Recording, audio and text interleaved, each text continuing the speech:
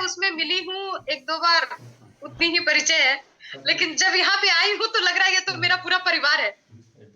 मुझे लग रहा था कि मैं शायद किसी अनजान टीम में जा रही हूँ, लेकिन यहाँ तो सब अपने ही हैं। और आज कार्तिक पूर्णिमा का दिन है, प्रकाश पर्व है आज, और आज के दिन अपने पूरे परिवार के साथ मुझे स्पेशली इस तरह मिलने का मौका मिला, तो मेरे लिए भी ये बहुत बड़ी अपॉर्चुनिटी है। मैं भी एक जगह गई हुई थी, एक पूजा में फैमिली में था, तो बस वहां से जस्ट आई। टारगेट एक ही था कि समय से पहुंच जाना है कि मीटिंग से पहले, तो बिल्कुल 10 मिनट पहले घर पहुंच गई हूँ। और यहाँ आकर के जब आप लोगों से मिल रही हूँ तो बहुत अच्छा लग रहा है। स्पेशल थैंक्स पुष्कर सर का कि मेरा सर आप इतनी दूर से ट्रेवलिंग करके आए हैं, और आते ही मतलब इतना लंबा ट्रेवलिंग करने के बाद इतनी एनर्जेटिक रूप से मीटिंग में बैठना ये आसान नहीं होता है। तो ये जो प्यार है आप लोगों का, बहुत बहुत धन्यवाद। पता नहीं, मुझे तो लगता है कि मैं तो इस पात्र नहीं थी कहीं ना कहीं, क्योंकि अगर मैं मेरी बात करूं थोड़ा सा परिचय से, अगर प्रोग्राम की शुरुआत में करती हूँ। नाम कल्याणी मिश्रा, बोकारो स्टील सिटी झारखंड की रहने वाली हूँ। आज से 18 साल पहले एक सिंपल सी मामूली सी हाउसवाइफ, गृहिणी, होममेकर, जो भी कह लो, हिंदुस्तान में एक ऐसा काम जिसका ना कोई नाम है, ना कोई दाम है, ना कोई इनाम। एक ऐसी महिला थी जिसकी घर में भी कोई पहचान नहीं थी। और मैं ये सिर्फ मेरी बात नहीं करती हूँ, आज भी हिंदुस्तान की बहुत सारी ऐसी महिलाएं हैं। हमारी जो पहचान भी होती है ना, वो किसी की मम्मी, किसी की नानी, किसी की दादी, किसी की चाची, उससे भी नहीं होता है ना, तो किस गांव से आई है उस गांव के नाम से बुला लेते हैं। लेकिन खुद के नाम से घर में भी पहचान नहीं होती है। आज इस सिस्टम की देन है कि मेरी आज पूरे हिंदुस्तान में मेरे नाम से पहचान है। और ये शायद एक गृहिणी के लिए, मेरे जैसी महिला के लिए सबसे बड़ी उपलब्धि है। देखो, पैसे तो आरसीएम में आते ही हैं, वो तो अलग ही मैटर है। लेकिन पैसे के अलावा जो चीजें मिलती है ना, पैसे कमाने का और भी दुनिया में जरिया है। ऐसा तो नहीं कि सिर्फ आरसीएम में ही पैसा हम कमाते हैं। बहुत सारी चीजें हैं पैसा कमाने के लिए, और बहुत जगह लोग कमा रहे हैं पैसा। लेकिन पैसा कमाने के बाद पैसे के साथ इस तरह का मान सम्मान, स्वास्थ्य, पहचान, सब कुछ मिलना, ये एक ही प्लेटफॉर्म पे मिलता है। अभी मैं बात कर रही थी, देवेंद्र सर का सुन रही थी। देवेंद्र सर ने जिस एनर्जेटिक रूप से मेरे बारे में बात की, कुसुम जी को मैं यहाँ पे देख रही हूँ। कुसुम जी से मतलब बहुत दिल से मेरा करीबी है। और आज मैंने जाना है कि ये किस टीम का हिस्सा है, क्योंकि मेरे लिए जो भी महिला है वो मेरी, वो कहाँ से है, किस टीम से है, वो मुझे मतलब नहीं होता है। लेकिन जब इनसे पहली बार बात हुई थी और इन्होंने टारगेट लिया था रॉयल्टी का, तो मैंने इनको बोला था कि मैं आपके रॉयल्टी का सेलिब्रेशन करूंगी। और हरिद्वार में मैंने इनका सेलिब्रेशन भी किया, और उस दिन से हम करीब हैं। तो जब भी कोई महिला, आज हमारे बीच में बीना राजीव चौहान जी दोनों कपल में भी हैं। मेरठ में इनका सम्मान करने का मुझे मौका मिला, मुलाकात हुई थी इनसे। तो ऐसे जब एनर्जेटिक चेहरे आते हैं ना हमारे बीच में, जब एनर्जेटिक कपल आते हैं, तो मुझे लगता है कि मैंने आरसीएम में कुछ किया, आरसीएम ने वाकई मुझे कुछ दिया। क्योंकि इससे बड़ी उपलब्धि शायद कुछ नहीं हो सकती। दुनिया में अपने लिए तो सभी जी लेते हैं, लेकिन आपके जीने से अगर कुछ लोगों का भला ना हो तो इंसान बनने का फायदा ही क्या। जब मैं एक सिंपल सी गृहिणी थी, तो जो बचपन से सिखाया गया था, जो बचपन से देखा था, उसके हिसाब से ठीक ठाक ही जिंदगी कट रहा था। ये अलग बात था कि एक 10 बाई 10 के रूम में रहती थी, 7 आदमी का परिवार था, उसी एक रूम में नहाना, खाना, सोना, मतलब डाइनिंग, ड्राइंग, बेडरूम, जो बोलना है सब बोल लो, एक ही रूम में था। फिर भी कुछ बुरा नहीं लगता था, क्योंकि लोगों ने बचपन से क्या सिखाया, जो मिला, जैसा मिला, उसमें कंप्रोमाइज करना सीखा। तो मुझे लगता था कि जीवन तो ऐसे ही चलती थी। अच्छा, मैं जिस मोहल्ले में रहती थी, उस मोहल्ले में तो बाकी लोग भी ऐसे ही रहते थे, तो कुछ अलग भी नहीं था। माइंड सेट था कि यही बहुत है, बहुत अच्छा है। लेकिन थोड़ी सी आध्यात्मिक फैमिली से मैं बिलोंग करती थी, तो एक चीज बार बार जो मेरे दिल में लगता था, एक बात जो मुझे खटकती थी कि कहते हैं कि 84 लाख योनि के बाद मानव जीवन मिलता है, और इस जीवन में आकर के भी अगर आम जीवन जिया, साधारण जीवन जिया, बस वही खाना पीना खाए, बच्चे पैदा किए और एक दिन बुढ़ापे का इंतजार करके मर गए, तो फिर इंसान बन के आना ही क्यों था?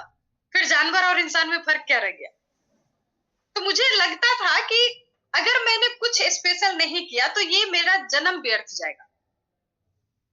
और जो मेरी एजुकेशन थी, जो मेरी फैमिली बैकग्राउंड थी, मैं मेरे एजुकेशन की बात करूं तो टीटीएमपी की मेरी एजुकेशन है, यानी टानटून के मैट्रिक पास। उस एजुकेशन पे तो अपने से कुछ होना नहीं था। तो एक तरफ सोचती थी कि कुछ ऐसा जीवन जीना है कि कुछ विशेष करके जाना है, सिर्फ अपने लिए नहीं, लोगों के लिए भला करना है। फिर जब अपने आप को देखती थी, अपने फैमिली बैकग्राउंड को देखती थी, अपने एजुकेशन को देखती थी, तो लगता था कि इस जन्म में लगता नहीं है कि कुछ हो पाएगा। बस एक चीज मैंने कभी भी नहीं छोड़ा, उम्मीद नहीं छोड़ी। बस लेकिन एक उम्मीद था कि शायद कभी कुछ ऐसा हो सकता है। और मैंने सपने बड़े हमेशा से देखे। मुझे भी नहीं पता था कि ये सपने पूरे होंगे कि नहीं होंगे, लेकिन मेरा एक चीज मानना था कि सपने देखने के पैसे थोड़े लगते हैं, और जब देखने का मौका मिल रहा है तो बड़ा सपना देखो। और कहीं ना कहीं उन सपनों का रिजल्ट था कि मेरे जीवन में आरसीएम आया। और कैसे आरसीएम आया, क्यों आया, एक छोटी सी घटना मैं जरूर बताना चाहूंगी यहाँ पे। कि मैं तो अपने जीवन में ठीक ठाक थी, खुश थी, सर जॉब करते थे, सप्ताह में एक दिन संडे के संडे हम लोग आसपास घूम लेते थे। ये अलग बात था कि सप्ताह का पहले संडे हम लोग पिक्चर देखने थोड़ी अच्छी हॉल में जाते थे, दूसरे संडे उससे सस्ते वाले में जाते थे, और तीसरे संडे और चौथे संडे अगल बगल के पार्क में चले जाते थे जहां पैसा ना लगे। लेकिन फिर भी लगता था कि सब मस्त है। पहले संडे खाना पीना, क्योंकि संडे को सर की छुट्टी होती थी, तो पहले संडे जो होता था थोड़ा सा अच्छा खाना बनाते थे, 2-3 तरह के पकवान। दूसरे संडे में थोड़ा सा कंप्रोमाइज कर लेते थे, बाकी दिन तो कंप्रोमाइज वाली जिंदगी ही चलती थी। लेकिन फिर भी लगता था कि सब अच्छा है, ऐसे ही तो लोग चलते हैं। साल भर प्लानिंग करनी पड़ती थी, तब जाकर के छठ में सासू माँ का साड़ी, और दुर्गा पूजा में अपने लिए खुद के लिए साड़ी, रक्षाबंधन में ननद के लिए साड़ी, ये कपड़ा खरीदने की व्यवस्था थी। फिर भी लग रहा था कि सब बढ़िया है, ऐसे ही चलता है। लेकिन जब मेरी बड़ी वाली बिटिया मेरे जीवन में आई, और लाइफ में पहली बार मैंने उसके लिए अलग हटके कुछ करने का सोचा, एक ड्रेस लेने का सोचा, जो कि थोड़ी कॉस्टली थी, मुझे बहुत पसंद आई। लेकिन सर की उतनी हैसियत नहीं थी, सीधी भाषा में बोले तो, कि सर उस वक्त 500 रुपए की फ्रॉक भी बिटिया के लिए खरीद पाते। उस दिन मैंने अपने आप से एक सवाल किया था कि जिस बच्ची को मैं मेरे पसंद का कपड़ा तक नहीं पहना सकती हूँ, उस बच्चे को मैं जीवन क्या दूंगी? और अगर अपने बच्चे को बेहतर जीवन नहीं दे सकती हूँ, तो फिर उसे जन्म देने का मेरा क्या अधिकार? और ये सवाल मैं हिंदुस्तान की हर माँ से पूछना चाहती हूँ, क्योंकि हमारे हिंदुस्तान की जो गृहणियां है ना, वो बहुत रिलैक्स मूड में जीती है कि भाई घर में तो समझाया गया है कि पति जो कमा के लाके देगा उसी में जीवन चलाना है, तो हम तो चलाते हैं। अब क्या आया नहीं आया समझे पति देव। मैं ये तो बिल्कुल नहीं बोलती हूँ कि पति को छोड़ देना है, भैया ये तो अपना अधिकार है, उनसे तो लेना ही है। लेकिन अगर हम घर को संभालते हुए, सब कुछ करते हुए अपने लिए कुछ कर सके, अपने परिवार के लिए कुछ कर सके, तो नुकसान क्या है? मैंने उस दिन मेरे से कमिटमेंट किया था कि जैसे कंप्रोमाइज वाली जीवन मैं जी रही हूँ, मेरे बच्चे नहीं जिएंगे। कुछ ना कुछ तो ऐसा करना है कि मेरे बच्चे बेहतर जीवन जी सके। और बहुत सारा प्रयास किया हमने, ट्रेडिशनल बिजनेस में भी गए, उतना लंबा मैं भी नहीं लेना चाहती हूँ।